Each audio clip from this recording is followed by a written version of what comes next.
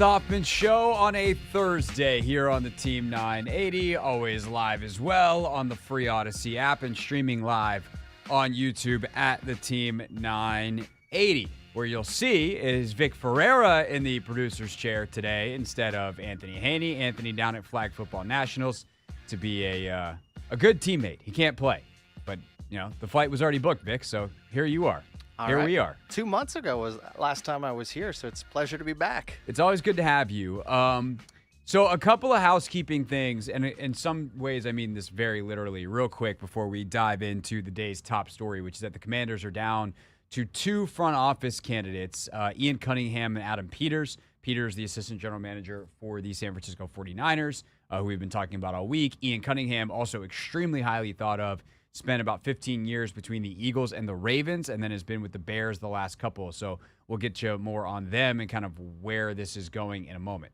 However, Victor, we made earlier in the week, we proposed something when Ron Rivera was fired, and I would look over at that window that separates you and I, and at the time was separating me and Anthony, and there was a "Do Your Job" sign that was on it, and I proposed that it was time to remove the "Do Your Job" sign because Ron Rivera was no longer the head coach of the Commanders. For those that don't remember, there was a big "Do Your Job" push this season, but let's be honest, how could you forget?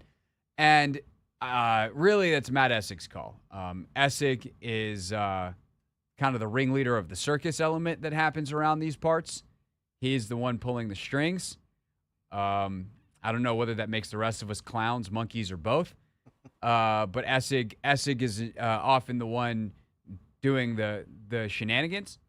And that includes, by the way, him taking a picture that is now infamous and putting it on one of the computer screens in here, which is a picture of Chris Russell spilling nachos all over my seat at FedEx Field, which happened, Vic, do you know this story? No, I don't know. It was from earlier this year. We had Grant Paulson on the Take Command pregame show, and I always made a habit of asking GP, like, hey, because I would go to FedEx after the show for home games, and I was like, hey, how's my seat looking? Like, are we good? And he'd be like, oh, well, Russell's got this stuff spread out, whatever. And on this day, he was doing okay on kind of keep it to himself, and apparently not. And Russell always got super mad about it. Like me asking about, hey, is Chris respecting my space? Apparently that was a bridge too far. Who would ask such a thing? Especially Russell, notoriously clean and tidy. Never has anything anywhere with him. And so apparently like 45 seconds after Grant hung up the phone with us, Russell spilled nachos, cheese and all over my seat / where my feet go underneath the seat, which is extra hilarious because I'm lactose intolerant. But not like I was going to eat anything off the floor or eat the floor, but just kind of as an added layer of humor to the story of all the things he could spill, it was cheese. And so there's a printed out black and white picture version of that, which is very radio station because God forbid we spring for colored ink, that is hanging up there that if I peek up, I see at all times. But Essig put this on the computer screen over here.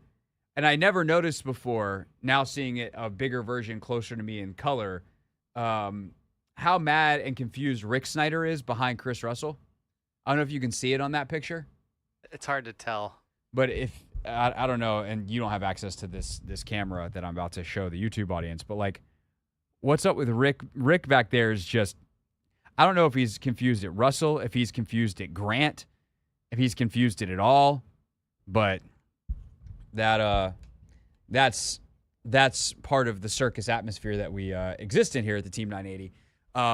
But anyway, we propose that the "Do Your Job" signs that it also become part of the Essig-inspired or Essig-executed decorations come down. And it feels very appropriate that on the day that Bill Belichick, the actual creator of the "Do Your Job" mantra, is done in New England, not necessarily by his own choosing, but they're going to move it in a different direction, and so is he, that the "Do Your Job" signs have come down here at the Team 980. It feels poetic.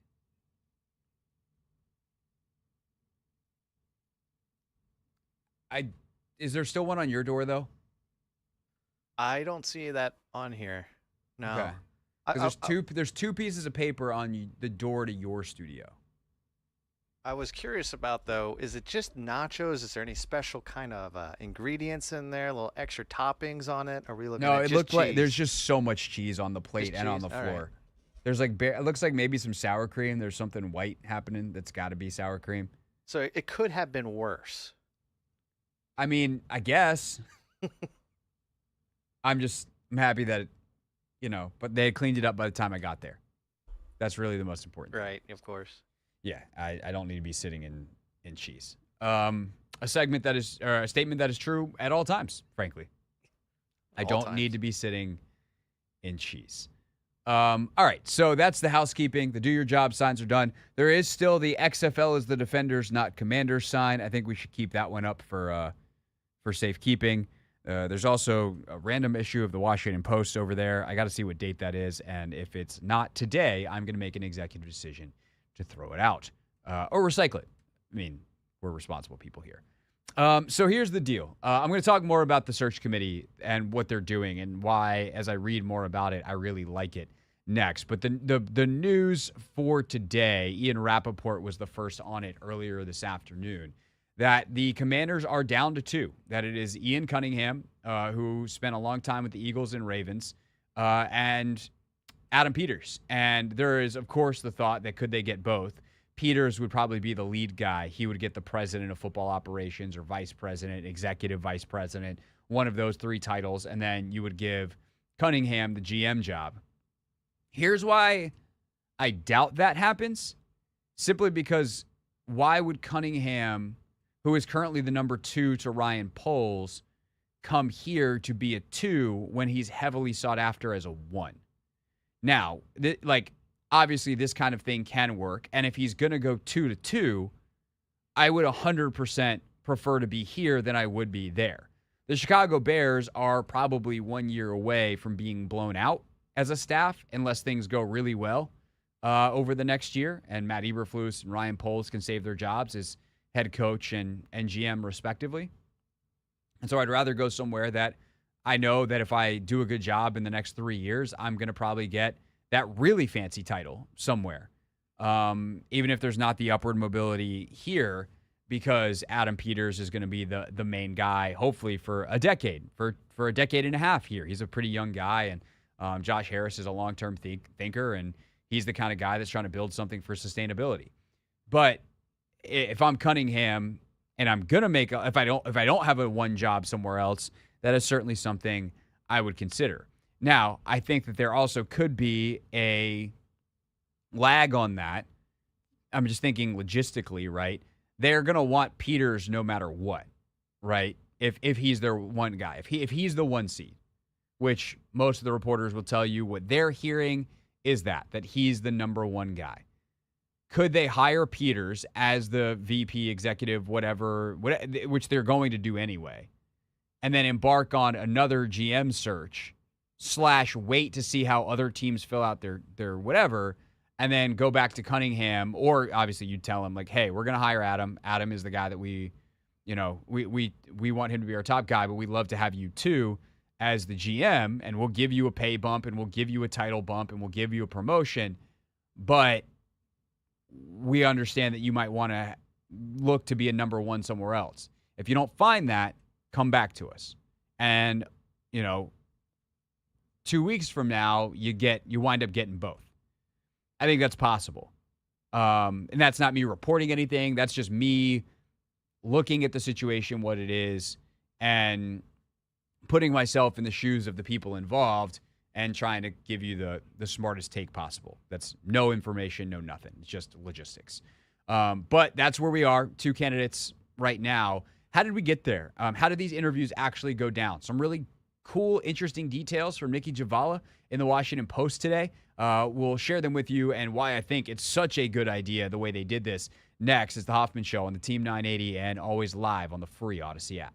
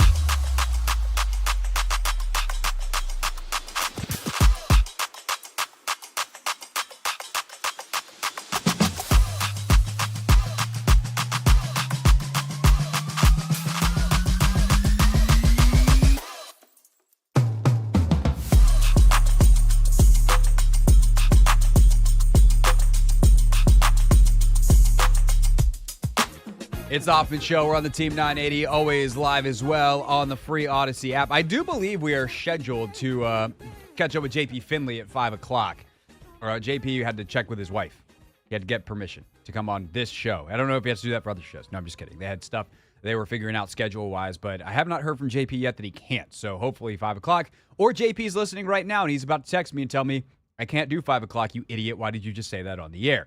For sure, coming up at 5:30, our first playoff edition of NFL Tiers. So we'll take all the playoff teams. We'll go game by game through it as a way to kind of keep it organized and put them in our traditional 4 tiers of teams. Now with a finer microscope, higher threshold to be in the elite contender category, for instance, or puncher's chance. And there will be some teams, perhaps, that even though they've made the playoffs, we think have no chance of actually winning the Super Bowl. So we'll get there coming up at 5:30. Right now, though, interesting. I mean, always interesting when Nikki Javala does reporting. She's very good at it. But very, very enlightening piece, I would say, today in the Washington Post. About 1 o'clock this afternoon, Nikki published a piece with some more insight into the process that Josh Harris is going through.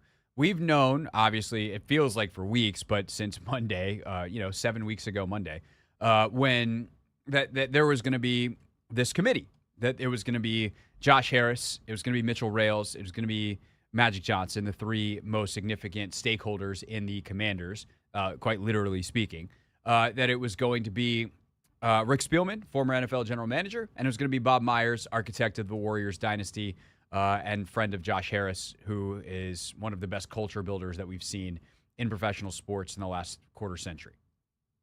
And I think when we all heard that, we thought there would be like this, round table of wise men that were sitting around and they would interview candidates, and it would be around the fire, obviously, because that's where wise men sit. In reality, is at Josh Harris's extremely nice home in Miami, which may or may not have a fire pit that may or may not be used. I don't know. But what it turns out is it's actually a way smarter deployment than getting a bunch of people in a board room or at Josh Harris's house around a large table and 5 people conducting an interview of one. That is one way to do it, and considering the group of people, it would probably yield pretty solid results. But what they're doing is actually way better, which is to split these people into different groups and have them all interview the candidates separately. Now, why is this important, and why is the grouping important? You're trying to figure out different things from different people, right? Josh Harris kind of is over everything. Bob Myers' job is to see what is this person's thought, or what are these people's thoughts on culture and organization building. Though that, to me, based off Bob's resume, is what he is most qualified to look at. Is how do you view culture and culture building, and how do you view organizational communications and organizational structure? Like, if you're in charge of the front office, the thing that I used to be in the NBA, what people do you want working for you, with you, beside you, under you, and what do you want from ownership? How do you manage up? And what they've done is said, okay, Bob Myers, you're going to sit with Josh Harris and conduct that interview, because I think they view what Bob brings as maybe the most important piece. And so Josh wants to be in the room to hear the answers for himself. I think that's great. I think that's smart. The other person that they met in the first round of interviews was Rick Spielman, who his sole job, really, I mean, obviously he's got thoughts. These are all multifaceted people, but to simplify it and boil it down, his responsibility is football. I want to know from Rick Spielman what he thinks about your thoughts as a candidate on where the NFL is schematically, personnel-wise, all of the football X's and O's things, and where it's going. Who are your connections in the league in terms of coaches? Who do you like? Why do you like them? Why do you think you can build with them? Do you think that the way you scout works with the way they coach? Do you think that the systems that they, your top choices, or maybe even our top choices, want to run, that you know how to scout for those systems? If you are an analytics person, how are you going to cover the scouting side of things? If you're a scouting person, how are you going to work with the analytics department? If you're a cap person, how do you work with both? And then obviously, how does cap fit on the other stuff? Like there's multiple prongs of a front office. How do you see them working together from the football side of it to make sure that you understand clearly, vision-wise, what do you bring football concentrated, right? That's Rick Spielman's part. But what I don't necessarily want is Bob Myers or Josh Harris interjecting their football thoughts into that conversation. And so what do? They separated it out because, I think it's a lot easier if, say, they're all in that room together and Rick's asking football questions and, the football guy's giving football answers. And if I'm in that room and I'm Josh Harris and I've been around the NFL up close for 5.5 months, I've watched football my whole life. If I'm Bob Myers and I've been around the San Francisco 49ers a bunch, which apparently he was out in San Fran, I don't want they say something that I like that Rick Spielman doesn't like. I hired Rick to be the football guy. So let him do the football stuff. If you wanted more football people and different football opinions, they should have hired more football people to be in those rooms. And by the way, the hope is to hire Ian Cunningham or Adam Peters at this point as they remain the final two candidates and have them be in the room for that part of it when you hire the head coach, which, by the way, is way more important on the football stuff. The X's and O's becomes way more important the closer you get to the field. Really, the general manager's job or the vice president or whatever the hell position they get, their job is to find the players to fit the vision of the coach. The coach sets the vision. Or I do think this is a bit of a sidebar, but having an organizational vision that goes multiple coaches down the road is not the worst thing either. That way you don't wind up, for a very simple example, building a 4-3 defense. Then you go hire a 3-4 coach, then back and forth. But you do want some things that are high level football vision from your front office, but the details can shift fairly dramatically at the coaching level. So that's the next step. Then the last part of your search committee is actually the part that's interviewing the finalists. Okay, you've come out of those interviews, and if you're Ian Cunningham and you're Adam Peters, presumably you're the only people, you were the top candidates for both sides, right? So Myers and Harris do their interviews. They're like, yes. Spielman does his interviews. He's like, yes. And if there's yes, you advanced. If there's yes, no, you're going to talk about it, but probably not. And if it's no, then it's pretty easy. That person doesn't get a second interview. And I don't know whether they're going full binary, yes or no, or whether they are kind of ranking their candidates and they chose the top two because they wanted to, or because they want these guys to work together, or because there was a clear cutoff in terms of how they ranked it. It's hey, this is our first tier. Whatever. Those guys made it through. And now they will go meet with Mitchell Rales and Magic Johnson, which I think is pretty cool. Okay, you passed the first barrier. You passed Bob and the culture test. Josh didn't hate you, and you were in that meeting. You talked football well enough to impress Rick Spielman. Now, let's go talk about building an organization with Magic Johnson, one of the greatest winners in the history of professional sports, and Mitchell Rales, who's built, it's not countless, but the number's high, multi-million-dollar companies. People who understand what it takes to win in multiple avenues, right? Magic as a player in the NBA, as a part of, he was in some of those Lakers front offices. Obviously, his time leading a front office wasn't the best when he was the general manager of the Lakers. But he did land LeBron James, which did work out all right. But he's built $1 billion company, and there's real estate, and there's movie theaters, and there's this, and there's that. He's been involved with Starbucks, and he's done a lot of stuff successful in multiple different avenues. Same thing with Mitchell Rales. Built multiple companies in different avenues. So if you can convince those guys that you're the right one for the job, then you bring the committee back together, everybody kumbayas and powwows, and then hopefully they, then it's on Josh to bring the mathematicians into the room and figure out what the money and the negotiators and the lawyers and figure out what the contract looks like. I freaking love that process. And I know that there are some folks who are commentators in town. Most prominently, I'm not trying to throw shade. Tom Lavero wrote an article that he doesn't like it for whatever reason, And I get it on some level that you want your owner just to be able to go do it. Like, hey, man, you don't need a committee. Like, go hire the person. Or whatever the arguments are made. I think there is no better process than bringing smart people together with different perspectives and then creating a system to allow the perspectives to shine. And that, to me, is what they've done. They haven't just brought a bunch of people in the room to hear a bunch of milquetoast answers. They are letting the experts expert in their area of expertise, all of which is relevant to the actual hire itself, and then they will make the hire. And I think not only is that going to help you sort through and find the best person, but remember, interviews are two ways, especially for people as smart as Ian Cunningham and Adam Peters and Alec Hallaby and Glenn Cook and all the people that got interviewed here. Bunch of really smart, highly accomplished people who interview other people all the time. They interview draft prospects every year. They interview scouts. Like, these are people that have done hiring themselves. So it's a two-way street. You are doing the interview, but these are people that are going to have options, and they have to decide, do I want to go work for those people? This is a good way to sell yourself to them too. And especially for a guy like Peters, who has a very easy seat to go back to in San Francisco, and it is going to take convincing to peel him away. It's the Hoffman Show. We're on the Team 980. We're always live as well on the free Odyssey app.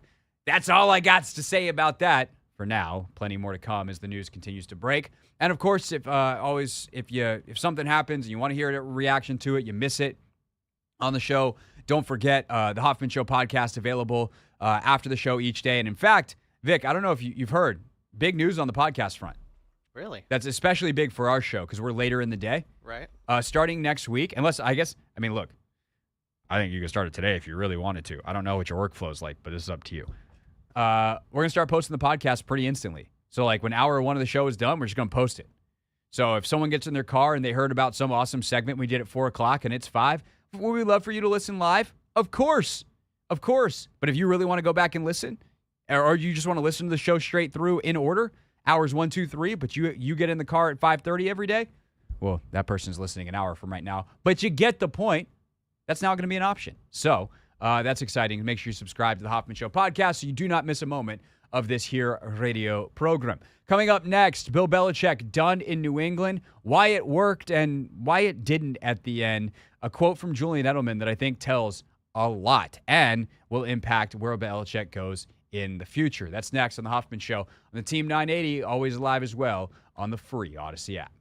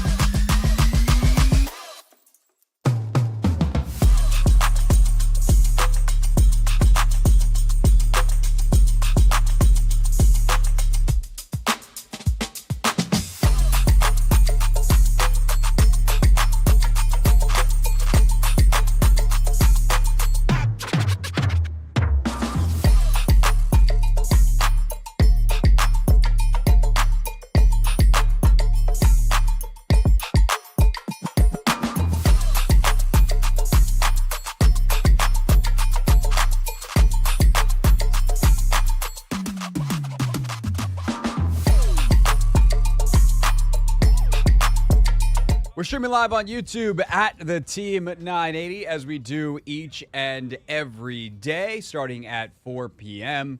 Again, if you miss any part of the show, we got the video highlights, we got the audio highlights, the podcast, the YouTube, we got all kinds of stuff. And the podcast is going to be more easily accessible now. So very excited for that here on the show. So we will get to where Bill Belichick could wind up next in about 10 minutes. But on a day like today, it really is about kind of realizing how the hell did they do this in New England? 6 Super Bowl wins in 24 years. One of the longest tenures, which I think is something in its own right that is worth pointing out. Like, coaches don't get to be a coach somewhere for 24 years. And I think Belichick is particularly fascinating in that realm because, Vic, we were talking before the show about this, right? And I was like, you don't get to be 24 years somewhere. And if you are, you don't get the same quarterback for 20. And then I was like, you know what? Maybe that's the only way you do it.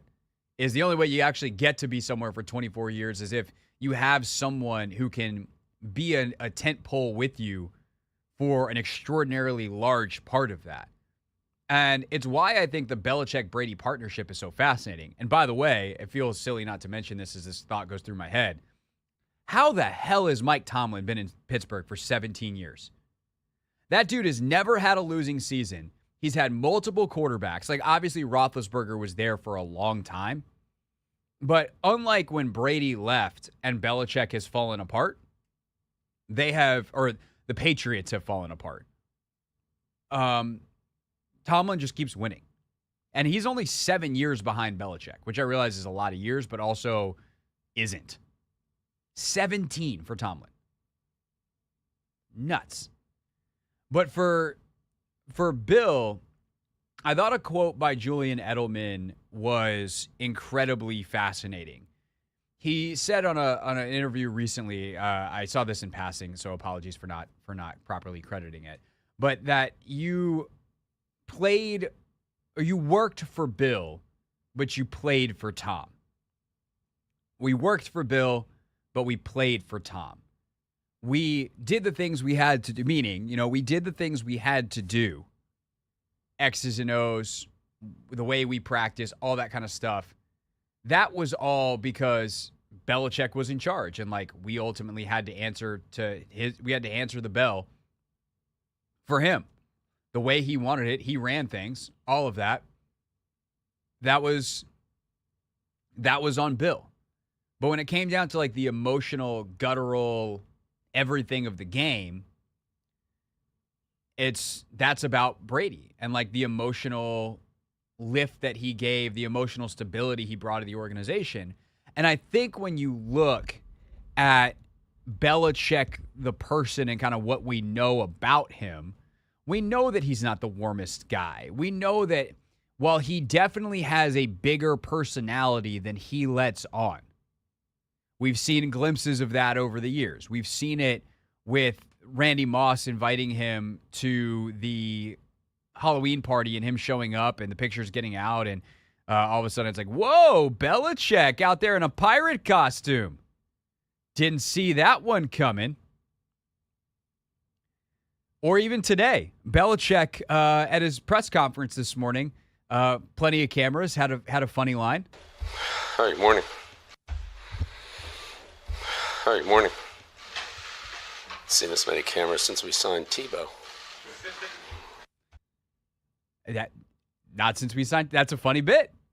Shows he's paying attention.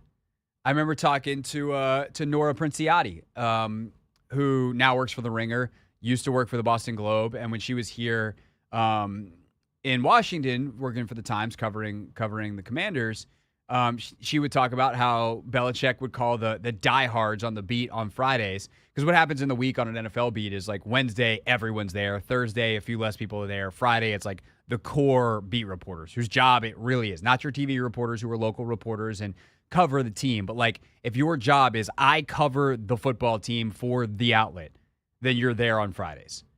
And Belichick would have a nickname for that group, these are my Friday hardcore crew or whatever he called them. And so there is a person there, but we know it's prickly. We know there's some complications on interpersonal skills perhaps.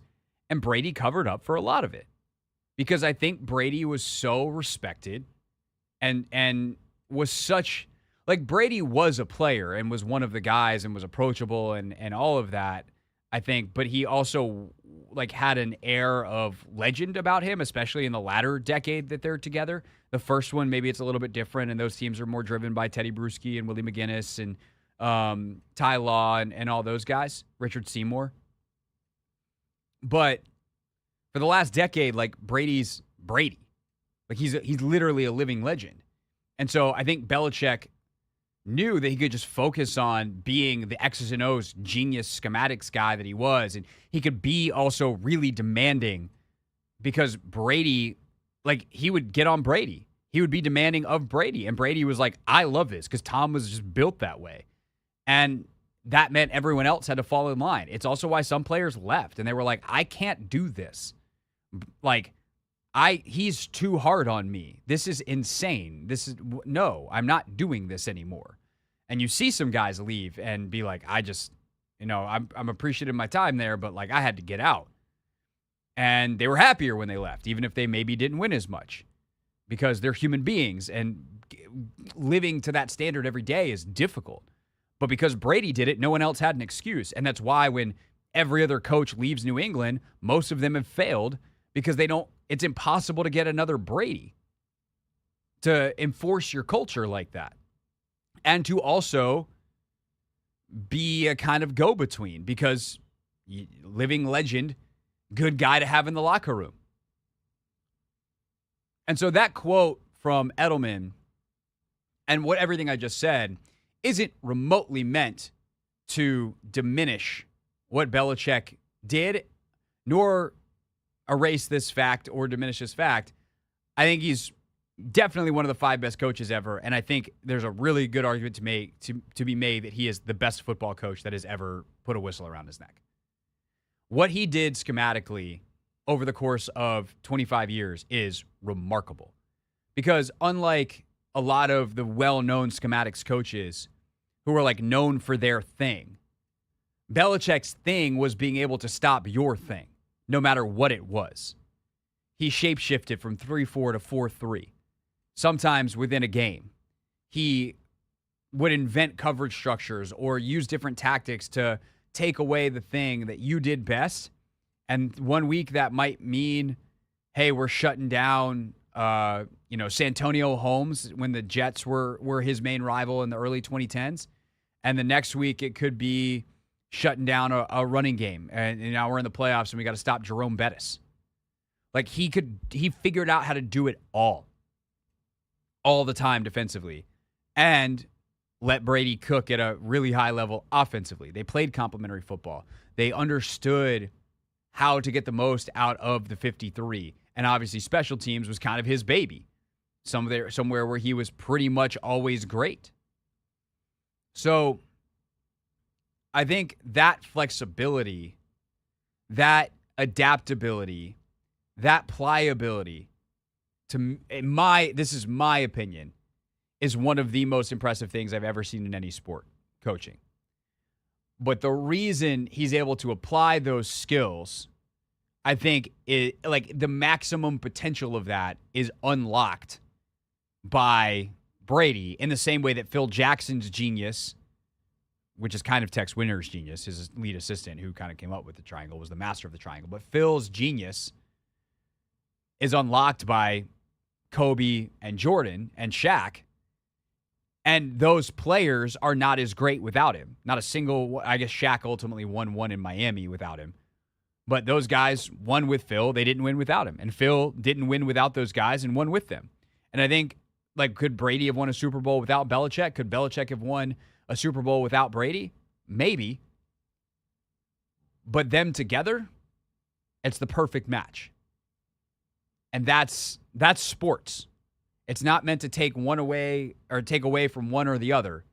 It's just meant to say that when you get dynasties, it's because you get the perfect match of talent and coaching. The Warriors are unlocked because Steve Kerr is who he is. The Bulls because of Phil. But the same way, like Phil's unlocked because of Jordan. Kerr's unlocked because of Curry. Duncan and Popovich. Walsh and Montana. Pick your era, pick your sport. Red Auerbach and Bill Russell. Belichick and Brady, people have spent so much time over these last couple of years talking about, oh, well, clearly it's, Belichick wasn't the guy. It was all Brady because Brady left and won another one. But when you're 20 years in and you've learned from that guy for, 19 of them, that probably counts for something too. They were the perfect muses for each other.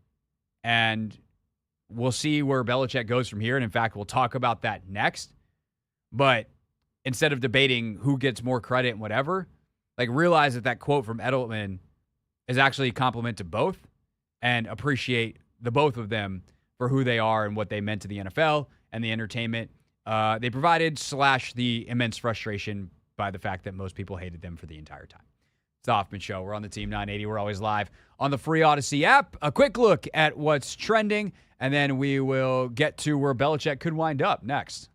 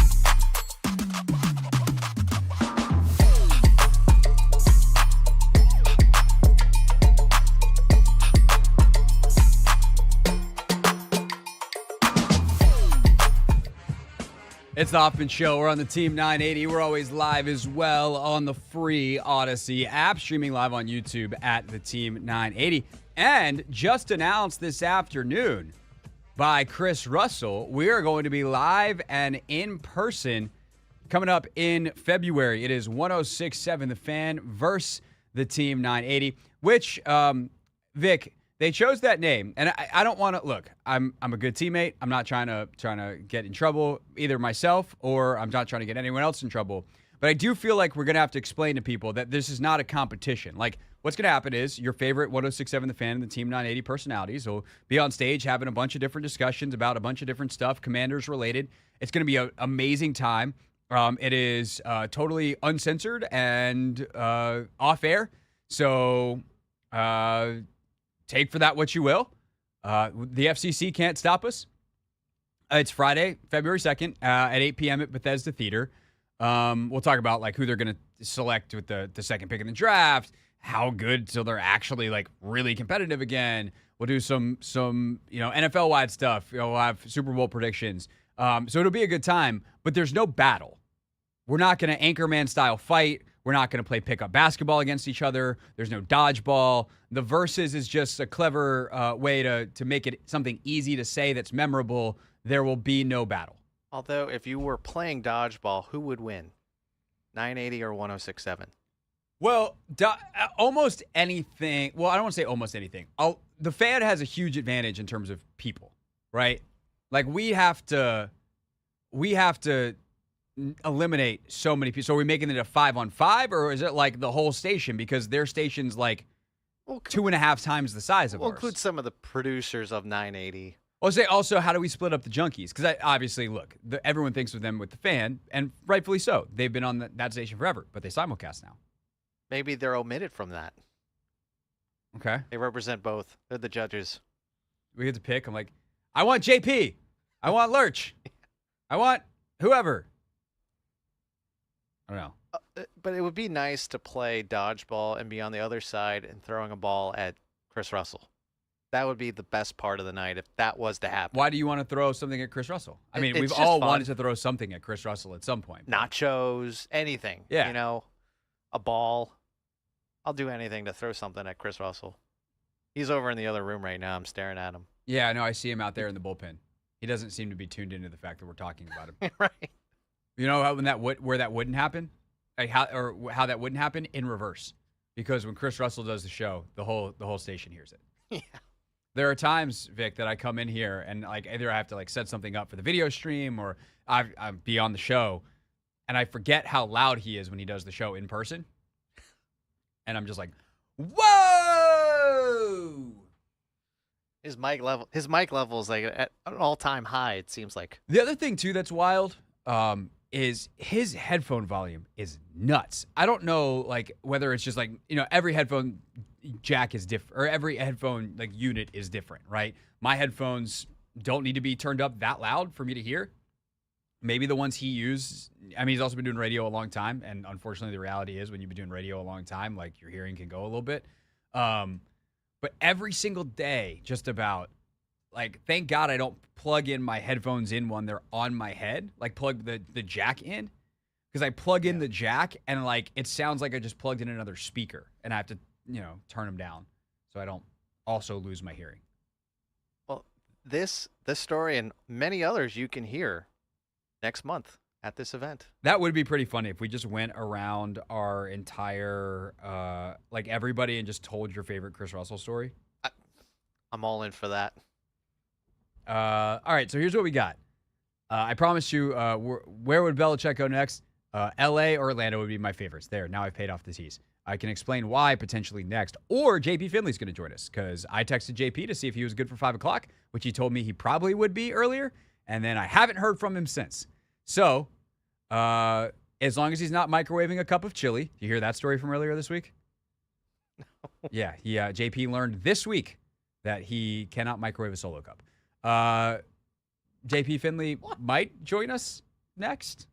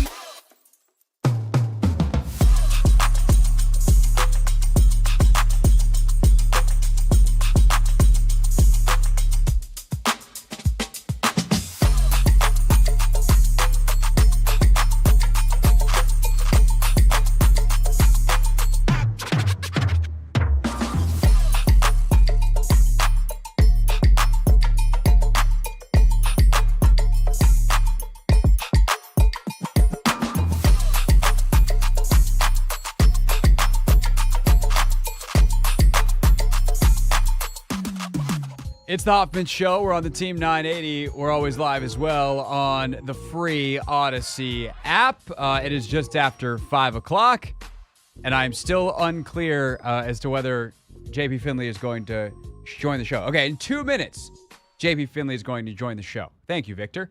Vic Ferreira over on the producer side of things today.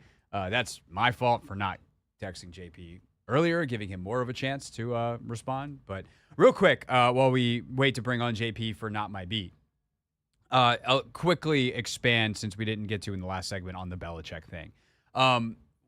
Belichick is one of the best coaches in the history of the league, obviously. His resume speaks for itself. I think people that are like real football fans understand what made him so great schematically. We talked about that a little bit, about a half hour ago, why his flexibility and his defensive genius, like all that stuff is almost impossible to overrate.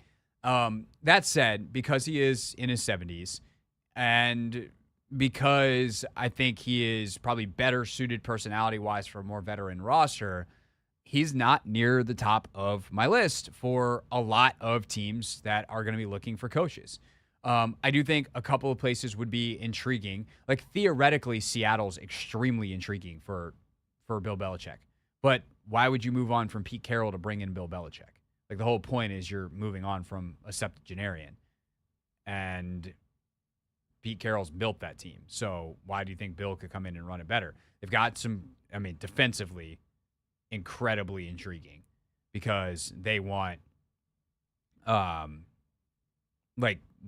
going to be nasty defensively. They're pretty much whoever is there with their personnel. All of a sudden, Belichick comes in and, like, good God, what he could do with Devin Witherspoon in that secondary would be nuts. And you're not thinking super long-term because if that ownership is going to change in a couple of years. And so you could kind of leave that decision for when you sell the team eventually of, like, do you want to keep Belichick? Do you want to move on? So it's short-term and short-term. The problem is, again, they are acting as a team that seems to be wanting to go on a youth movement. And whether that's to keep Shane Waldron, their offensive coordinator, or they want to embark on a bigger search or whatever, I don't feel like Belichick is actually what they're looking for in Seattle, even if it's one of the more logical fits, looking at it purely from a football perspective. And by the way, coming up at the top of the hour, Logan Paulson and I did an exercise today when we recorded Take Command that I'm going to share some reflections of, which is basically we ranked all of the jobs. And we took every single job opening and we ranked ownership. We ranked draft capital. We ranked roster. We ranked specifically quarterback. We ranked like other factors, like, if you have to be the guy replacing Belichick. And while most of it was pretty objective, like this owner is well known and is good, and this owner is known to be a problem, like there's some of it where it's like, okay, this owner would be a problem if I'm a younger coach, but not so much if I'm an older coach. And that is where like some of the stuff with Belichick becomes a little squirrely, trying to figure out what jobs are right for him. And that's why a job like Atlanta, I think, is also intriguing for Belichick. One place that he is apparently very highly thought of, and that is very interested in him because Arthur Blank has been a little more short-term in his thinking and is getting older, and wants to win a Super Bowl before he gives up control of that team, voluntarily or not, if you will. And then, you got a good roster, and that is also something where like Bill Belichick's not going to do a building process. So a place like Washington, obviously, not going to be that interested. So that's kind of my thoughts on Belichick, where he goes from here. Obviously, today he kept it pretty simple, but moving on from New England after 24 years. Just after 5 o'clock, it is time for us to move on as well. It is time for Not My Beat. Today's top story from the perspective of someone who's there. You are looking live. This just in. Not My Beat. All right, JP Finley joins us, of course, Commanders insider for NBC4, host of the Beltway Football Podcast, and a little show called B. Mitch and Finley over on 106.7 The Fan, 10A to 2P. JP, are you excited, scared, or both for 106.7 The Fan versus the Team 980 Live? I don't really know what it is yet, and I'm the CK's email really helped me understand. Like if we're arm wrestling or something, I don't really know who I want from your place. But if we're just hanging out and having a good time, I'm ready. I mean, come on. If that's you're a trainer and everything. You're like low key Jack. I don't know. Yeah, that's what I'm saying. Like, if you're saying, I don't know who I'd want from your place, like to win, or if you're saying you have to compete, and you're like, you don't want to compete against me. Was that meant to be insulting? Is basically what I'm asking. I was trying to compliment you. Oh, okay. Myself.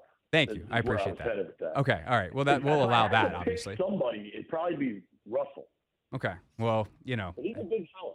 Yeah, I think we could coach him up over on our side to use some leverage, and we could probably get some things done. So, Let me be clear. I like the 106.7 side as a team. Between I put B Mitch up against everybody, and then yes, I think he's our Bickle problem. Bickle still got a little strength to him. I think Bishop might still have a little strength to him. I think we can take our chances. You guys also have 2.5 times the amount of players, if you will. Fortunately, though, for all of us, we are not actually competing in anything. We're just going to be talking about football, and there's no censors. So that's kind of really where I was going to with are you excited or are you scared? Because the FCC has no control, and neither does anybody else, including probably our boss. Well, and I assume there'll be alcohol served at this event? Yeah, probably. I think if there's not, that won't stop people from consuming it. Yeah, I'm excited then. And, dude, that's a home game for me. I feel like all these events are always in Virginia or downtown. I mean, this is in Bethesda. That thing's like 5-10 minutes from my house. That's also true. That's a mega win for you. Again, February 2nd. It's a Friday, 8 p.m. You can go to Bethesda Theater, their website, for all of the ticketing information. It's going to be a really good time. We'll be out chopping it up on stage. It'll be great. As for the news of the current moment, JP, we heard all the reporting earlier today.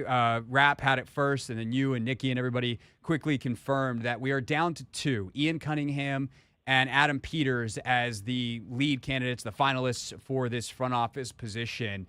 What can you flush that out for us? Like, how did we get to these two, and what are they looking at in terms of structure and timeline to get this done? Well, I think we've already seen that Josh Harris kind of sticking to his word of the thorough but rapid search here. This thing's moving fast. Frankly, I think it's wrapped up before next weekend. The date I had set on it all along was next Wednesday, which is fairly arbitrary, but it was just kind of me doing some mental math and, combined with some things I know. I think I think this is a really exciting time for Commanders fans. And I get the folks that want to be apprehensive and say, oh, it's just another rebuild. We've been through a ton of these. But to me, this is different. These are the two hottest young names out there as far as talent evaluators and team builders. And the fact that, Cunningham last year turned down a job with the Cardinals, turned down their general manager job. And Peters has said no to multiple teams that have asked him to interview. So these are people with leverage and options, and they are choosing to go through this process with Washington. And I think it's fair to say, at least on some level, they're now competing with each other to get the job. And so, frankly, I think Peters is probably the leader. I think Peters is probably the favorite to land this. I think Peters is the guy they wanted. But I bet Cunningham's really impressed them. There's that clip that, I don't know if viral is the right word, but at least in, football circles, that clip of him explaining the marriage of analytics and scouting from one of those conferences earlier this year, I think really kind of maybe boosted his profile. I think the way the Bears have handled, the draft and whether or not they become a dominant team, at least they are accumulating picks and putting themselves in position to succeed. And then if you look at Cunningham's track record prior to that with the Eagles and the Ravens, and Peters with the Niners and the Pats before that, these are hot ticket personnel evaluators. And this is a really exciting time for Washington. No doubt about it. JP Finley, B. Mitch and Finley, of course, 106.7 The Fan with us here on the Hoffman Show. The fantasy idea is that you get them both somehow, that because they're both assistants right now, assistant GMs, you could put Peters in some kind of executive role, VP, president, executive VP, and still give Cunningham a boost to GM and somehow land them both. Is that remotely feasible? Remotely feasible, yes. I don't know how realistic it is. I don't know who wants the top job. You know what I mean? If Cunningham just turned down a top job, is he going to take a not top job here? And honestly, I don't know those. I'm throwing out those questions. Right. And here's the one hesitation I can see for either guy. Say it's Peters who gets the head of football ops and Cunningham takes the GM role. And this could definitely happen. I'm not ruling it out. But the one natural question for me is the rules of the NFL it's a lot more relaxed on the talent evaluator, GM, executive side than it is on the coaching side. The coaching side has a lot more restrictive procedures involved every offseason. But the one kind of big rule when it comes to the talent evaluator stuff is they can't say no. Your home club, your employer club, right, cannot say no if somebody requests an interview as long as it's for a promotion, right? But if Cunningham comes here and he's GM, and the structure at a lot of other teams is that their lead guy is a GM, then all of a sudden it's not a promotion. And if he wanted to leave, he wouldn't be able to. So and they can come up with different titles and dress this up a million different ways. These are the two hottest young candidates, and both have turned down other jobs. I'm just not sure I see them both coming here to work together. That doesn't mean it might not happen. It doesn't mean the Harris Group doesn't have juice on a level that we haven't seen in Washington in a long time. I kind of question it. No, I agree. And I think it's much more on, why would Cunningham do that? If he's going to be the lead candidate for multiple jobs, why would he settle for being number 2 here? I guess the only reason I could come up with when I kind of did this mental exercise earlier is if he comes up at the end of this and is like, I don't really like any of these, and staying in Chicago is a bad idea because Poles is probably going to get whacked after this year unless things go perfectly. Maybe I should just go be the number 2 somewhere with some more stability. And then my next raise is going to be to that VP level anyway. So that's kind of the only scenario I could think of. But to me, the answers to all the questions you asked would lead to him not winding. The needle that has to be thread there doesn't feel like it's very likely to be threaded. I tend to agree. I'm not saying it won't happen. I don't know. I've asked, and I haven't really gotten a real answer. But it just doesn't – if it's how often does it just doesn't seem plausible to me. Like flip this to the coaching search, which is where I guess we're going next. And if the two hottest candidates are Ben Johnson and Mike McDonald, and Ben Johnson gets the job, do you think McDonald's also going to come Right. to be the DC? Some of my Probably YouTube not. commenters sure do. Get. They're all in on that, and I'm like, you guys should look at how the rules work in lateral moves. No, I agree with you 100%. JP Finley with us here on the Hoffman Show. So here's the last question I want to ask on this, JP, and I've really honestly just been thinking about this the last couple of minutes as we've been talking, so we can kind of flesh this out together if you want. Is there, with the quarterback situation being what it is and the number 2 pick being in play, is there one of these guys that gets a certain bump up or down because of that? Because we know that decision is the most consequential one for the next half decade at least of this franchise. That experiences that they have drafting quarterbacks and what their resume is on quarterback development should give either one of them particularly a boost. Or even if you want to get a little conspiratorial, the fact that the team that actually controls the draft one slot ahead of you is the Bears, where Cunningham is coming from, and do you get a little inside info if you hire him? I don't think so, because I don't think, and specific to the Cunningham's with the Bears have the first overall pick. How much info is there right now? Yeah, I don't know that they made up their mind yet, so. Right. Maybe he knows that they really are going to trade Fields or not, but NFL front office executives are going to know that pretty soon anyway. Right. Certainly by late February, when they're doing all their scouting at the combine anyway, it'll be a known entity. And I mean, to me, all right, so I think the quarterback at number 2 question has a greater impact on the head coach selection than it does necessarily on the evaluator. But if you want to paint this broadly, Adam Peters and the Niners, you can point to the success of Brock Purdy, and they were smart enough to take that kid at Mr. Irrelevant, or you can point to the Trey Lance trade, and that was a disaster. And I'm just thinking Cunningham this year, he's part of a front office that maybe he's considering keeping Fields when you have all these quarterback options available. You could point to the fact that he was in Philly when they drafted, I believe, I don't have the calendar in front of me. I believe he was in Philly when they drafted Jalen Hurts, which looks great. But I also believe he was in Philly when they gave Carson Wentz a huge extension. So, the problem with talent evaluators is there's always going to be some hits and there's always going to be some misses. Now, the really good ones have a ton of hits and a few misses, and that the hits are able to overcome the misses. That's what I want them to build in Washington. Is San Fran went all in, traded away a ton of capital to go get Trey Lance, realized he wasn't a guy, basically cut him. They traded him away to a serious rival of theirs in the Cowboys and are still the 1 seed. That's when you know you've built something. Yeah. No, that's a great point, and thank you for shooting down the conspiracy theory in my head to start that answer. But I think more importantly, Maybe yeah, you're right. I mean, look, if we were a lot closer to the draft, maybe it couldn't hurt to have some familiarity with their thinking. But I think what you said. Go ahead. If it was mid-March or something, I think you might be onto something. Yeah. But this early in the game, I think. And, dude, people don't make changes like that in mid-March, and there's a reason. For sure. In 5 weeks.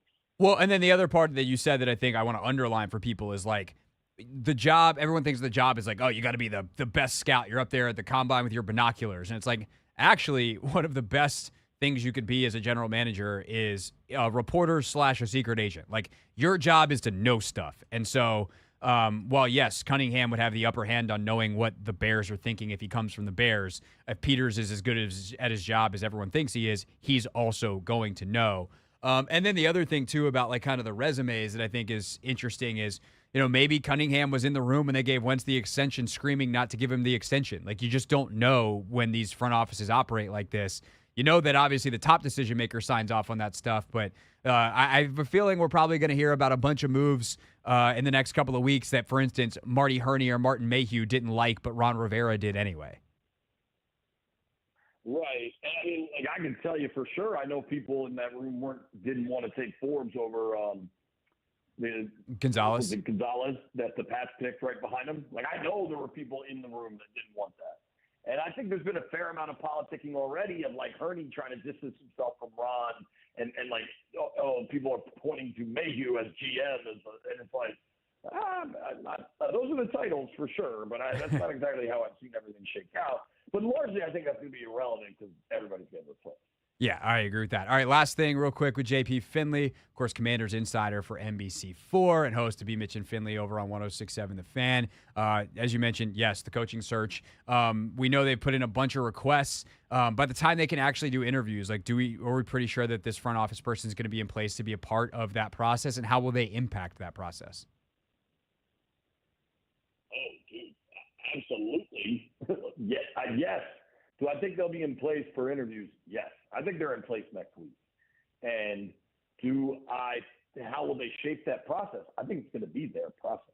Now, I think everybody's going to be involved, but I think they want whoever it is, Peters or Cunningham, to then hire who they want. And I think the most exciting thing for Commanders fans, I'd argue for the first time in maybe with Robert, there's a whole lot of revisionist history about who didn't want Robert and that it was all Dan. At the time, though, they were pretty into it. I think maybe the Shanahans didn't agree with how much they gave up in the trade, but people were into Robert. But like the last time you had true consensus between owner, GM, head coach on a quarterback selection is probably Jason Campbell when Joe Gibbs was here. I think the opportunity here to have owner, football boss, head coach all on board with the number 2 overall pick and taking a new quarterback and setting this franchise in a new direction, whether it's good or bad, at least is the right path. Like, that's what functional teams do, and I think that's the most exciting thing. No doubt about it. All right, JP Finley, breaking news all the time on Twitter in between hosting the radio show that he hosts 10 a.m. to 2 p.m. on 106.7 The Fan. Of course, you can listen to that like you can listen to us on the free Odyssey app. Also on your television on NBC4, possibly with Michael Phillips tonight. What kind of treat are we in for there? That is going to air Sunday in Sports Final. Okay. But yeah, we did that. And dude, shout out to Hoffman. I don't know that everybody knows this, but Hoff always tries to be super helpful in a radio station full of people that mostly try to like give you rabbit ears when you're trying to get something done. And I appreciate that, Hoff. You're welcome. I'm glad that you got your the rabbit ears adjusted today to get your Wi-Fi working. We don't have to go into the full story, but like I'm glad it worked out for you. Indeed. Well, I will see you before then, but I am excited for February 2nd. Now that you know what it is. Do I remember correct? You're not a big drinker, right? No, definitely not. Not now. Give me a ride home. I'll have to see. I'll put it this way. Yeah, no, you definitely shouldn't drive. We will make sure you get home, whether I do that. I might have to, considering the shenanigans of that night. I'm not like completely sober, and that might be a night where I partake for my own sanity. We might even get Hoffman Ubering. This is gonna be a heck of a night. Yeah, I mean, I don't know, we'll go that crazy, but yeah, we'll play it by ear, you know. We'll just all willy nilly. Tell Russell if he wants to get tanked, he can sleep in my basement. I don't know if my wife agrees to that, but I'm just going to throw it out there. I'm going to wait and not tell him that until you have approval from your wife, and you're going to thank me for that later. All right, thanks, JP. See you, buddy. That is JP Finley with us here on the Team 980. Vic, did it feel like there was a half-second delay in JP's phone that entire interview? It felt like that. I just sometimes wonder if JP's phone is loading or JP is loading.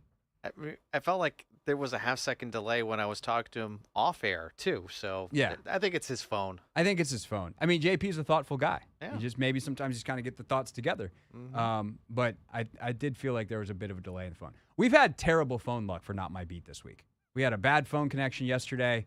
We got JP's phone on a slight delay today. But you know what? We're tough. We're battle hardened. We just keep riding through. Vic is a man of few words today.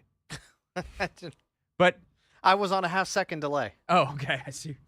Well played. All right. Our NFL tiers. We restack the deck next, playoff team style, NFL tiers on the Hoffman Show.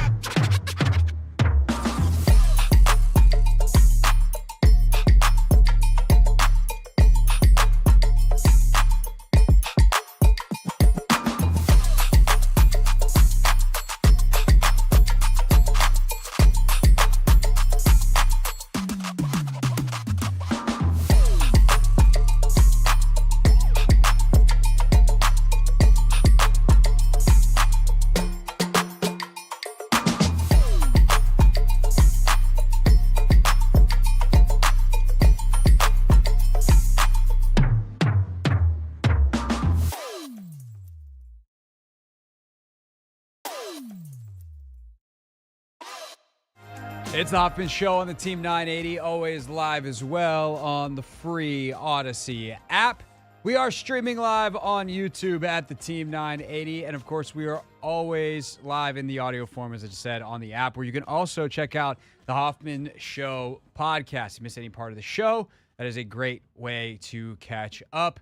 And we told you this earlier in the show, but we're starting to put that podcast out a little bit faster as opposed to having to wait till the end of the show.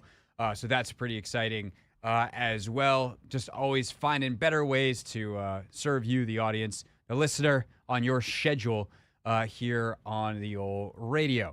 All right, Thursdays at 5:30 during the NFL season, we being Anthony and I, have done our NFL tiers each and every week.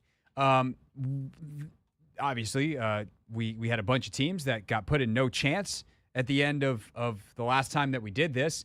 And now even more teams have no chance because they've officially been eliminated and we are in the playoffs. Vic, that is about the most roundabout, stupid way I could have set this segment up. Nice. But here we are. Sometimes the brain is playing catch up. The point is, we're going to keep the same 4 tiers that we had. We're going to restack the deck, reshuffle, if you will, and we're going to spit out a brand new NFL tiers only with the playoff teams. So, ironically, the criterion stay basically the same. Because the way that we organized this was we had prime contenders, puncher's chance, interesting but not quite good enough, and then we had no chance. And really, it was prime contenders is we wouldn't be surprised to see them in the Super Bowl, which I think that's the one that we can kind of change. Like, we wouldn't be surprised to see them win the Super Bowl. But really, how different is it? So wouldn't be surprised to see them win the Super Bowl. Puncher's chance, like, we wouldn't be surprised to see them in the championship game, like the title, the conference championship game. But realistically, like, winning a Super Bowl is asking too much. And that's kind of still how that one goes. Interesting, but not quite good enough is kind of self-explanatory. It's like maybe they can get out a wild card weekend, but not much further. And no chance is like, hey, you're not winning anything. You're the Carolina Panthers. Yeah, I mean, that was really the definition for most of the season, if we're being honest. But now we need the playoff edition of all of that. So that is the criteria. Those are the categories. And Victor over there had a good idea of we're just going to go through the schedule game by game, look at each team, and say, hey, this is where they belong. All right. Browns-Texans is the first matchup. That is Sunday on NBC. Cleveland 2-point favorites on the road. We will pick the game tomorrow. Vic, I would posit that both of these teams kind of go in the interesting but not good enough, and the Texans might go in no chance. Which it feels so harsh because they're a playoff team and they're good, and we're talking about good teams here. But relatively speaking, to go on a run where you have to play wild card weekend with a rookie quarterback is one hell of an ask. And I think the Browns get at least interesting but not good enough because their defense is legitimately one of the best units in the playoffs. What about Brown star cornerback Denzel Ward? He injured his knee in practice today. I mean, these guys just continuously get injuries after injuries after injuries. I just don't know how much longer they could sustain that when now you're going up against the upper echelon of teams. No, I don't disagree with you. I don't, like, in many ways the Browns are going in this category because I've already doubted them so many times this year and they just keep proving me wrong. Joe Flacco hasn't lost a game, but I don't know. It's funny because I put the Browns over the Texans in these rankings trying to be objective, and there's a really good chance that I pick the Texans tomorrow. How could you not pick the Texans after what C.J. Stroud did against Indianapolis in a must-win game? Yeah, he's just a gamer. But, like, eventually you're going to run into other gamers who are better. And you're a rookie in the playoffs, first-year head coach in the playoffs, Slowick, first time being an offensive coordinator in the playoffs. Like, there's just so many there's so many hurdles, and, like, they're defensively, like, they're good, but they're young. Like, it's just a bunch of dudes who haven't been there. So the chances that they would go and win 3, 4, what did they have to win? 4 games to win the Super Bowl? Like, it just feels incredibly unlikely. And the Browns, like, their defense would be this like hold up over the full amount. It just, again, it feels unlikely to What me. makes it interesting is Joe Flacco, though. Just to see Yeah, I what mean, kind of Joe Flacco are we going to get? Are we going to get that Baltimore Ravens Could you imagine a comeback run? quarterback who's not that good, not elite, some might say, just all of a sudden going on a run? We call that a Joe Flacco. Right. But it's also it's like, you know what? I might move the Browns down. I think you've actually convinced me to do this. Sorry, Browns fans. I've doubted you all year. You've won anyway. So honestly, you're welcome, Browns fans. Joe Flacco's already had his run. He's 4-0. You're telling me Joe Flacco's going to come back in the middle of a season, go 8-0 and win a Super Bowl? No chance. By definition, no chance. All right. All right. So it's a meaningless game. Browns-Texans. We're going to watch. Might as well just skip it. Congratulations to both teams. You've had phenomenal seasons. You should be really proud of your teams and have fun. And you just never know. I mean, it's single elimination. That is the nature of things. All right, Dolphins and Chiefs. This is the game that everyone is mad about, Vic, because it's on Peacock. Yeah, it's on Peacock. Unless you're in Kansas City or Miami, I think that's on their local station. But outside their markets, So if you're screwed. listening on the free Odyssey app in those markets, then congratulations. Turn to your local, probably NBC station. But actually, I don't know. They might just have a local agreement with whoever, like wherever their preseason games are.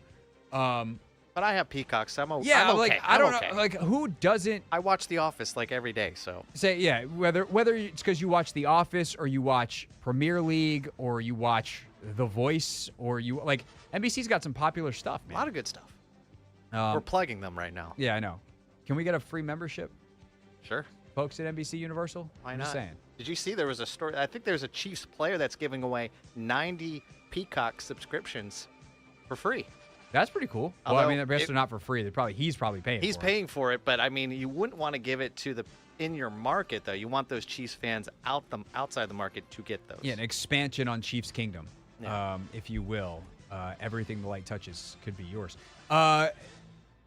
Anyway, the point is, you have the Chiefs, who defensively have been awesome all year. Offensively, still feel like they haven't figured it out, but they have Patrick Mahomes.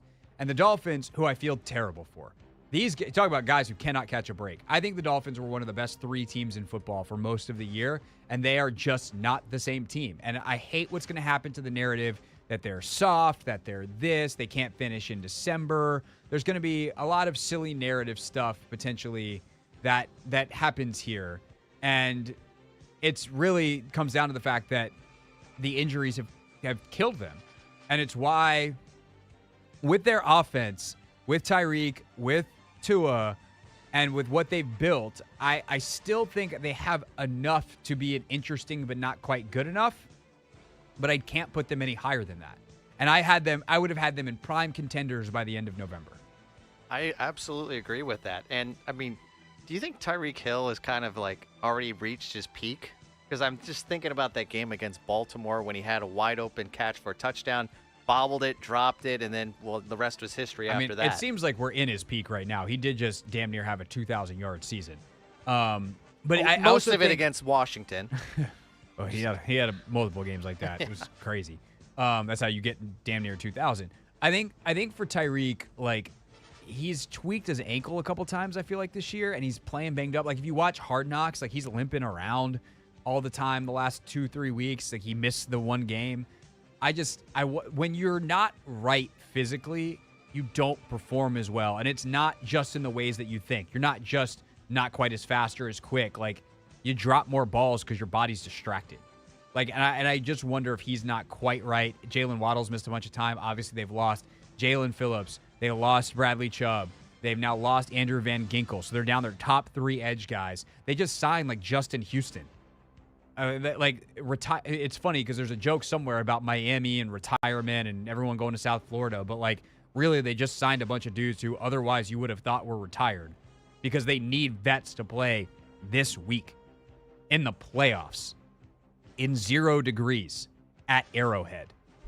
Yikes. How much of a mental block is it, though, for Miami to be in this game after losing the week before against Buffalo for the title, and you lose it at home, and now you have to come to Kansas City? I just don't know mentally, can you get past that? It's going to be tough, but they're going to have to, and they've been in a bit of a slide. I mean, because that game was after the absolute debacle against Baltimore. So it's tough. But I think it's a talent issue more than I think it is anything else. So I'm going to put them in interesting but not good enough. I think the Chiefs have a puncher's chance. I cannot, in good conscience, with where their offense has been, put the Chiefs in prime contenders. But they do have Mahomes, which means there are receivers catching footballs away from figuring out the offense at any time, because Mahomes really hasn't been that different of a guy. And he's still like one of the NFL's leading passers. Like, it's insane what that dude does and what he creates. And we're about to get playoff Pat, where he starts running around a lot more. And their defense has been a top 5 unit pretty much all year. So they definitely have a chance. Offensively, if they were clicking more, they'd be right up at the top of the list. But I think it's no secret we're going to put the Ravens in prime contenders. They don't belong in the same neighborhood as the Ravens right now, even if they absolutely could beat them, which is why they're in puncher's chance. Absolutely agree. Everything you just said, you just took it out of my mouth. You should host the show, Vic. Yeah. So, yeah, Chiefs, I mean, they're the defending champs, right? So you got to have some respectability there, that you can't just be no chance. You can't be interesting but not good enough. I think puncher's chance is right where they belong. It's one of those things, well, if the receivers can catch the football, there's your chance right there. Easy enough. All right, let's take a quick break. Come back. We will hit the final 1, 2, 3, 4, 5, 6, 7, 8, 9. Oh, crap. We have to do 10 teams. Well, we really don't have to do 10 because the 2 teams with buys, we know where they're going to wind up. We get through the final 8 teams that we have to really rank. Next, it's the Hoffman Show on the Team 980, always live on the free Odyssey app.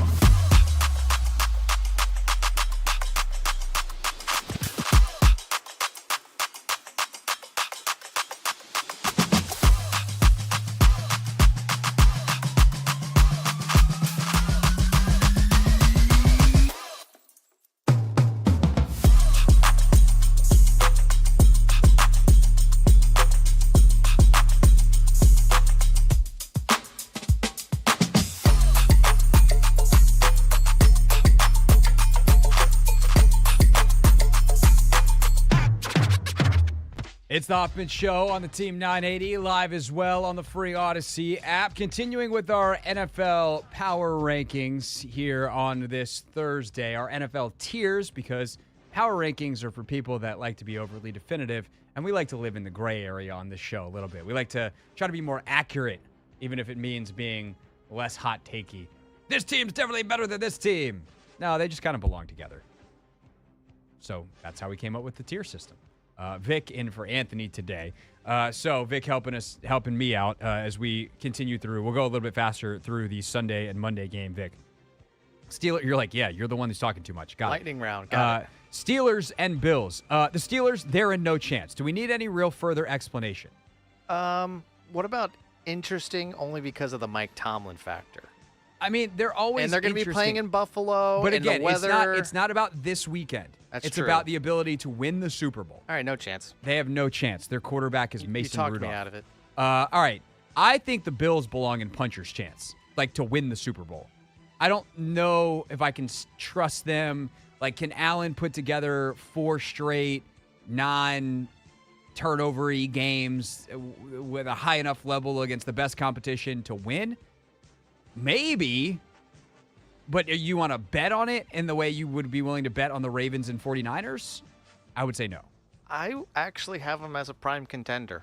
I really do. I think out of the Ravens and the 49ers, there's got to be a third possible team, and I think it's the Buffalo Bills. I like Josh Allen. I like the way they're playing right now. And you got to consider this, too, with the Ravens. You know, Lamar Jackson and company has not proven that they are a playoff team. You know, they're a regular season team.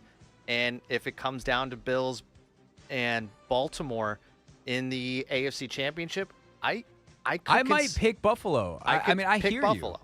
you. You want to know what? They've won 6 of 7, which always does scare me. It's like, oh, they're in great form. I'm like, I don't know. They're also kind of due for a loss. But you want to know what, Vic? I'm with you. There you go. Bills prime contender. They have been one of the best teams in football, and they've unlike a lot of teams who are losing players, they have gotten some guys back, which is obviously helpful. You know, the whole good players thing. All right, Packers and Cowboys. Packers come in 9-8. Like, Jordan Love's a nice story.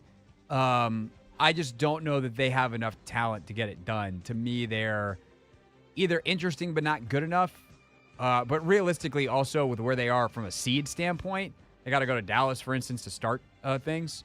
I kind of think they belong in no chance. Yep, no chance. They're not even going to get out of Dallas. They might be my favorite team in no chance, but that they still belong in no chance. I'm rooting for them, but that's not going to happen.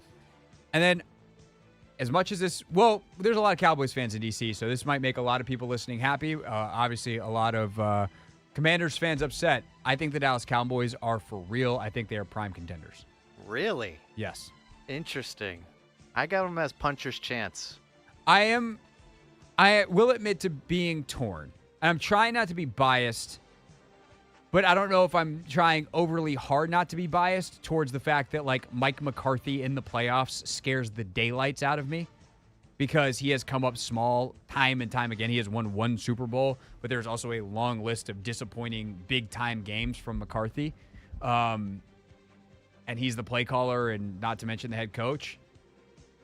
Like, but they also have been one of the best teams all year. Like, this version of the Dallas Cowboys has a spunk and a fire and a believability to them that even the previous 2 years version that also won 12 games, I don't think had. Like, CeeDee Lamb being a grown-ass adult monster of a wide receiver is a game changer. Micah Parsons, more mature, more advanced in his career.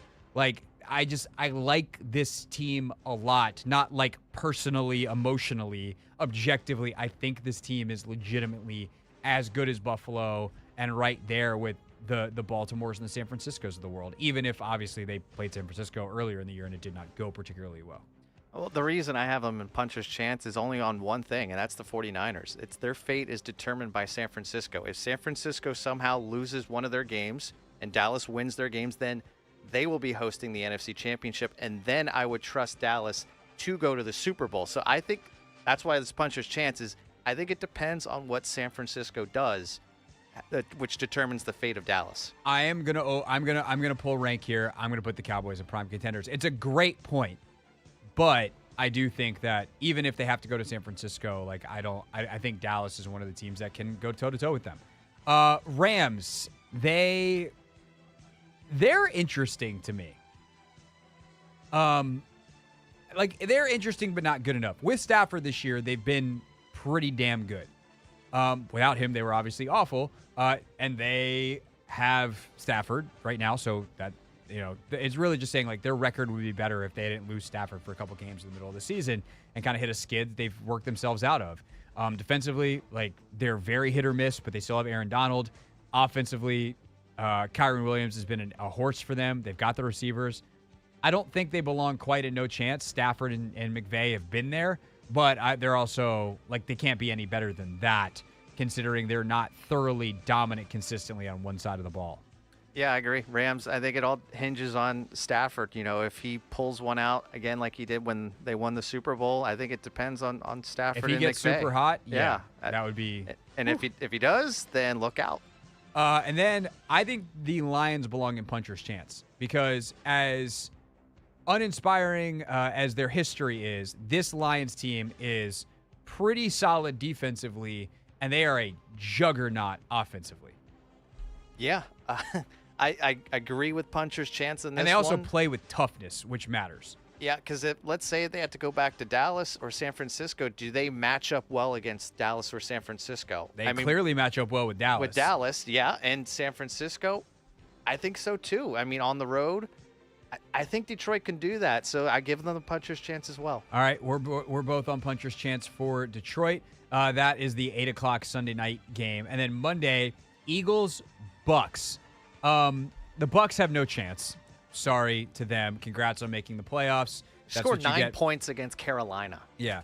And I think the Eagles at this point are interesting but not quite good enough. I know it sounds crazy. Weird. Considering where they were not that long ago. But you finished the season 1-5. Their defense seems fundamentally broken, even though the secondary pieces have declined in their ability, but they also, like, there's some names over there that I really like. Their defensive line could just put it together and be dominant for a month, and they could be back in the Super Bowl again. Offensively, I don't know what to make of them. A.J. Brown banged up. Jalen Hurts banged up. Their offensive line's still their offensive line, and it's still playoff football. But, like, realistically, when you've been this bad for this long and everything, the vibes are bad, all of a sudden there's talk that could Sirianni be out? Like, that's where we are. And that's crazy. A year after being in the Super Bowl and being, what were they, 11-1 at one point? But realistically, they're interesting. Could they make a run? Like, I see how it could happen, but they're not good enough right now. I think it's their defense. I mean, remember when did they get rid of their DC?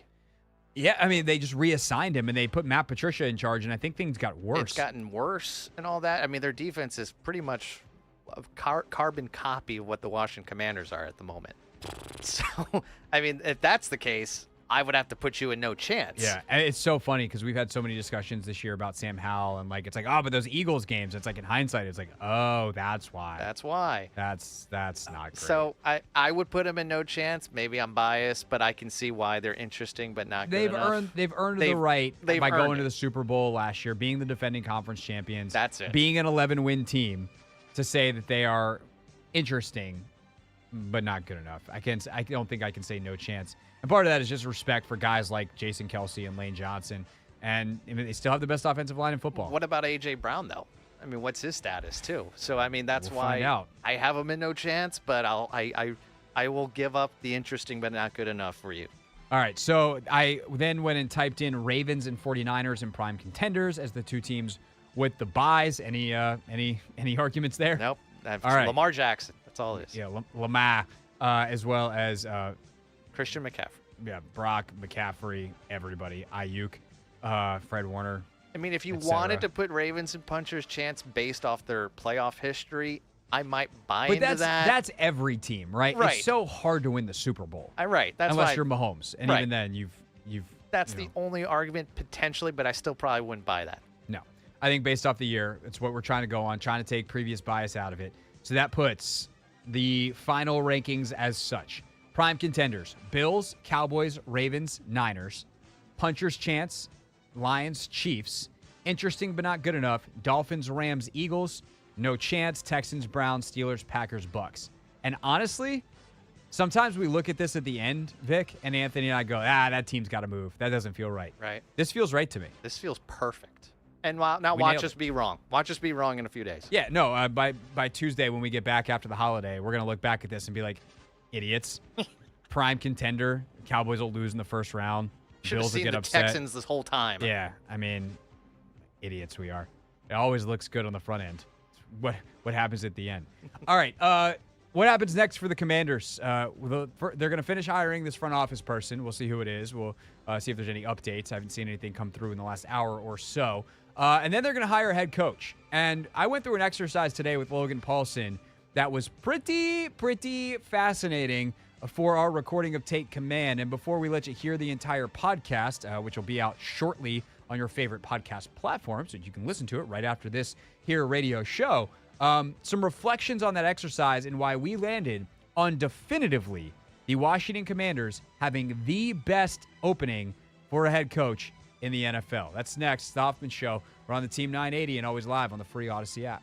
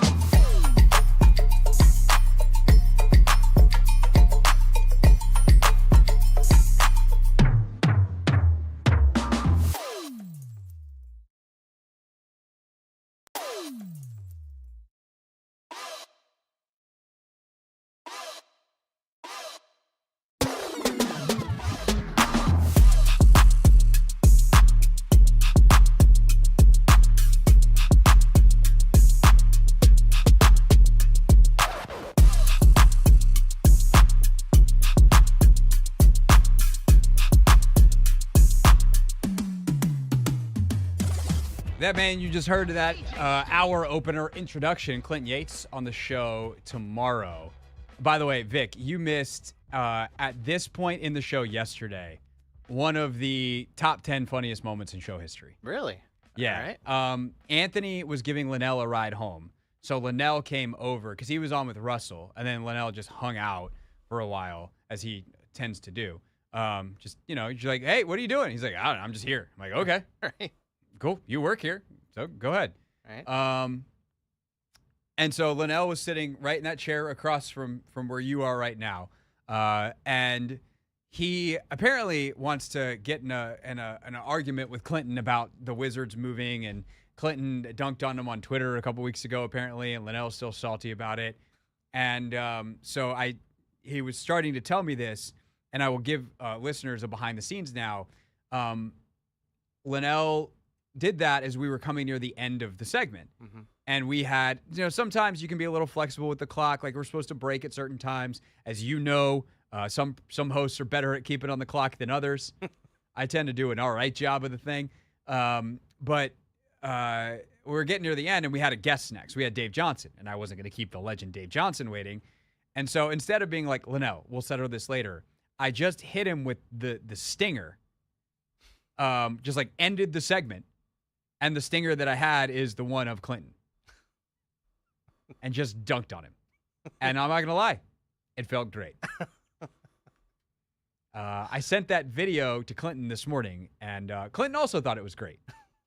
So that was fun. I got to see this. I would say if you wanna listen to it, I can send you it, or I'll show you in the break because I have the video right here on my laptop. Right. But if you're listening in your car right now, or on the free Odyssey app as you make dinner or whatever you're doing, and again, like a good reminder, if you listen to us on the ride home and you like what you hear, we are available in your home once you get home. We're not just in the car. Really? Yeah. And no, if you go tell your smart speaker, hey, Alexa, tune to the Team 980, it'll open up the Odyssey app and you'll be hearing the show.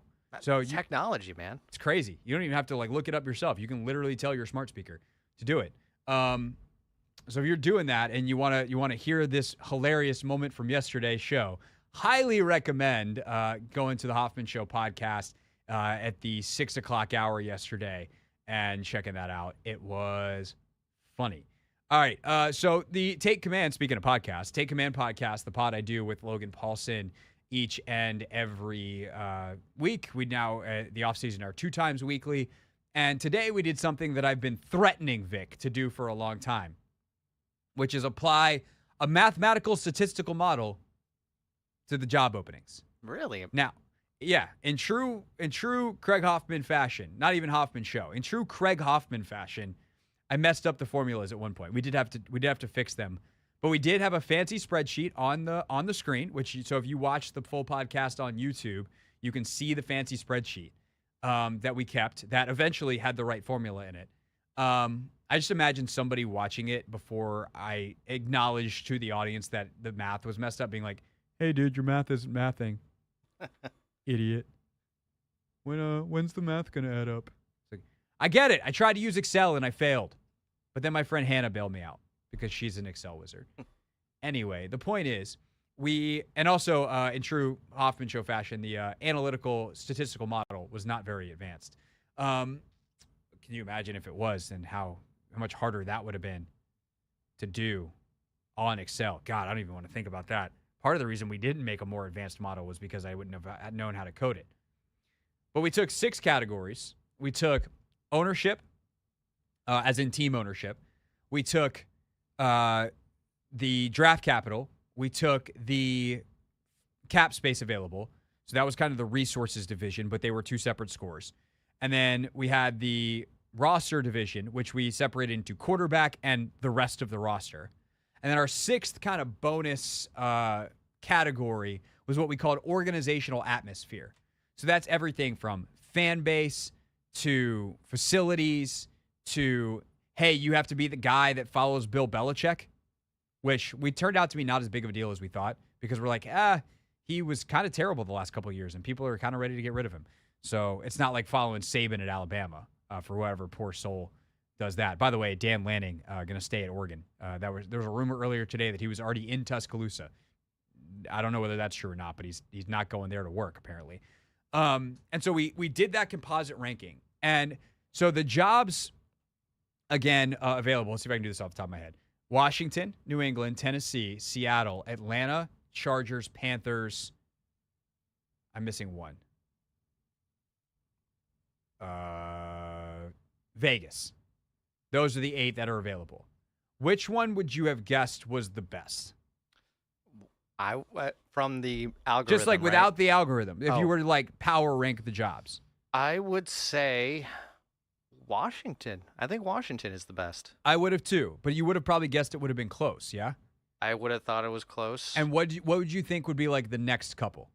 I for some reason am thinking Atlanta, only because of the division that they're in, and if you're looking for a coach to have a potential easy way into the postseason, I would say Atlanta. Atlanta actually did all right, but like you would think Seattle would be up there. Oh yeah, Seattle. That makes sense. Chargers because of Herbert, you'd think. Yeah, even though I'm just not sold on them. Maybe as a team, and maybe the coach can help it. Maybe. But those are the 2 that I think a lot of people would have. I can see it, yeah. Maybe Vic, you just see right through it, because the worst job was Carolina. No surprise. No surprise. The Chargers was the second worst. Yeah. And the Seattle was in the bottom half. Really? And it's the kind of thing that it's going to depend on who the coach is for some of this, right? Like the ones that killed those jobs were ownership and the resources. Like the Chargers roster has some studs on it, but it doesn't really have anything else. And they don't have their cap spaces. We gave 2 zeros, right? The rankings were supposed to be 1 through 5, but then we decided that David Tepper deserved a 0. And the David Tepper to ownership is what David Tepper is to NFL ownership is what the Chargers cap space situation is to cap space. Mm-hmm. They are $35 million over the cap. Yikes. Yeah. Wow. So they don't really have great resources to fix their roster problem. And the roster's not as good as you think outside of Justin Herbert. Because you have a bunch of guys that are injured all the time, and half of those dudes aren't even going to be here or be there anyway because they're going to have to cut them to get under the cap. And so that killed that job. And then Seattle, the ownership, which feels like it's good because they've been such a stable franchise, like they're a ticking, I don't want to say a ticking time bomb, but like there is a clock. And the thing is, we don't know how long that clock is. Because when Paul Allen passed away in 2018, he stipulated in his will, the trust that I am forming to own my teams, the Seahawks and the Blazers, must sell these teams. That's part of what we want to do here. But there was no time, no deadline given. And everyone kind of thought this would be the year for the Seahawks because when I was researching this last night, I learned if the sale happens after May 2nd, the state of Washington gets 10% of the revenue from the sale because of some licensing, whatever, that they signed with Paul Allen way back, like 25 years ago. And that comes home to roost this May. Well, anyone who paid attention to the Commander sale knows that there's not an NFL team. They could hit the market tomorrow, and the chances that they're done by May seem pretty slim if they're going to go through an actual real process. Now, Jeff Bezos could just offer $10 billion and get the thing done probably pretty quickly, and be no skin off his back. Must be nice, but it is that ownership. Like I think they got a 2 on a scale of 1 to 5 for ownership, which is saying something considering they've been really good. Mm-hmm. But it was really like it was funny because we were wrapping up the show. Like Logan was like, "I'm so glad we genuinely." Was like, I'm so glad we did this. This was such a good idea. It was really enlightening. Like, I learned a lot. And I'm like, you're the smartest person I know. But it shows, like, when you put it on paper, when you really parse it out, like, even Washington, we gave them a decent score. I think we went a little too heavy initially, and we went back into a retraction. But we got there eventually on quarterback. Like, people would think, like, oh, it's a 0. There's nothing here. But it's like, you have the number 2 pick in a quarterback-rich draft. You have the opportunity. That is worth a lot to a head coach if I'm considering it. So Washington wound up being the number 1 by quite a big margin. It was a really cool exercise. It was fun to do. Be really fascinating for people to listen to or watch. So check out the Take Command podcast. The audio, I believe, is up now or is going up any moment. The video will be up later tonight on 1067 The Fan's YouTube page. I'll post a clip on my page as well, at Craig Hoffman. All right, when we get back, we will wrap up the show. This, of course, is the Hoffman Show on the Team 980 and always live on the free Odyssey app.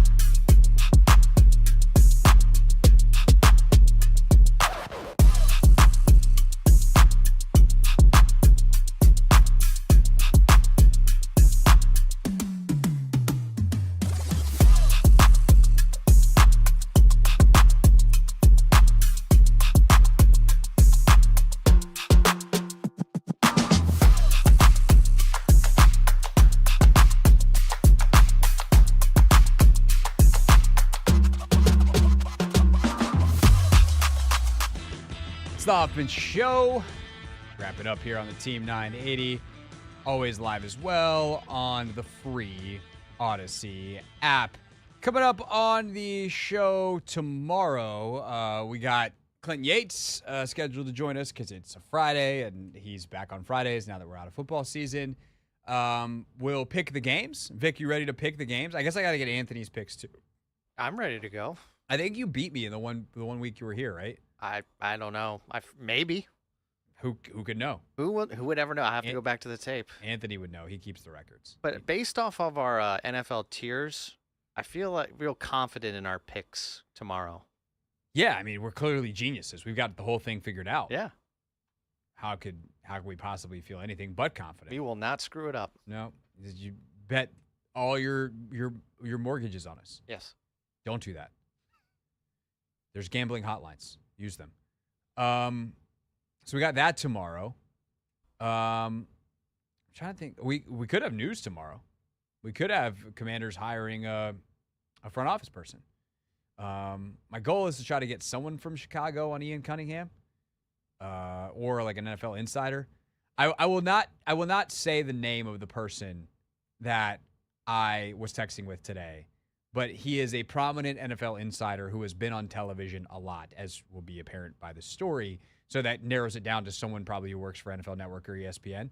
But I was trying to see if they could come on the show, and he goes, I'm in the middle of 5 hours of live TV, so chances are not looking good. Huh.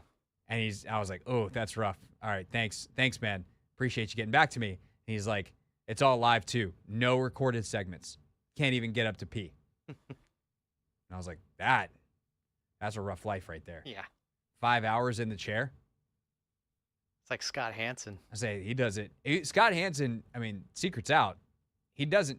Scott Hansen has never taken a bathroom break, apparently. But I think he's done it one time in his entire career. But he's allowed to. They just go to the games and they figure out a way. I mean, I guess he really can't in like the 4 o'clock window when there's like 3 games going. Mm-hmm. I mean, that would be rough. But the 1 o'clock window in the middle of the third quarter, like, yeah, man, take your break. We're not gonna need you. That guy is obsessed with football. Obsessed. He seems like he's a little bit nuts. Yeah. Like, I'm not sure Scott Hansen is well. I'm not saying it doesn't suit his job well.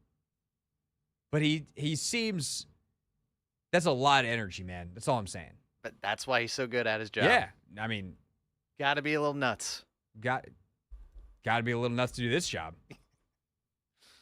Look at us. Here we go. Look at us. All right. Any other housekeeping items? I'm trying to think. Tomorrow, the Wizards play tomorrow? No, they don't. Or they do, but no, they don't. They play Saturday. And then they play the Martin Luther King Day on Monday. So we got no Dave tomorrow. So it's a 3-day weekend coming up, right, for you? It is. Yeah. It's a 3-day week. I mean, it's a 3-day week for most people. MLK Day on Monday. True. But yeah, 3-day weekend for the show. We'll be back on Tuesday, probably. Tuesday or Wednesday. JP Finley was on the show earlier. You missed that. Check the podcast. But he's like, between what I know and kind of doing some mental math logistics, which is a reporter, I kind of know what he means. It's like you're told this is about how long certain things might happen, or these are when interviews are happening, and then you read the tea leaves from there.